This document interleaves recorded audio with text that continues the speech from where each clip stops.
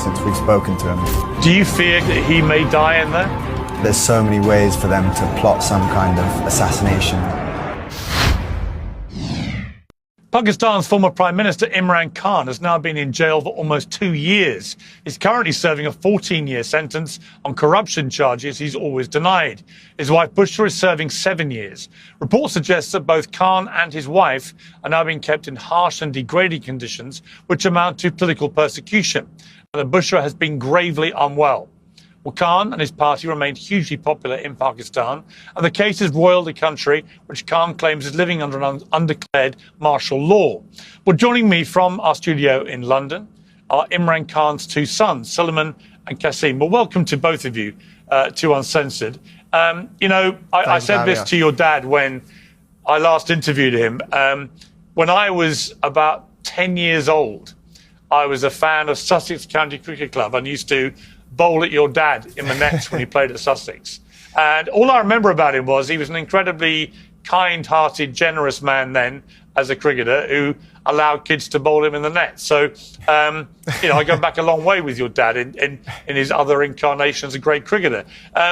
For you guys, I know you both love your cricket, but for you guys, just on a human level, let me start with you, Suleiman, if I may. On a human level, you've now not seen your father for how long?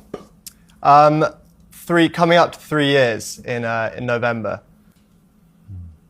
And you haven't spoken to him, I think, for at least 4 months? Yeah. Last time he spoke was in March, I think.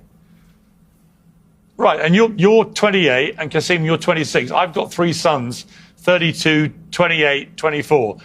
I couldn't imagine going a week without having any contact with them. What has this been like for you guys on a human level?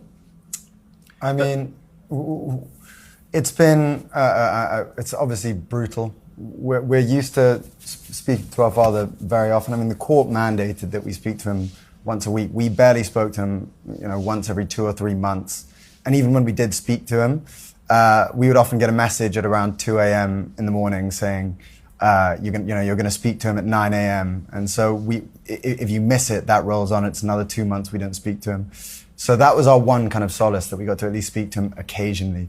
Now, since the last interview we did, it seems they've become a little bit stricter, and we haven't spoken to him once since the last interview we did.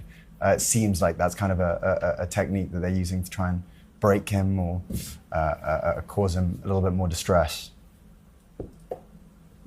And Suleiman, what conditions do you believe your dad is now living in? So he's in a very small cell. He's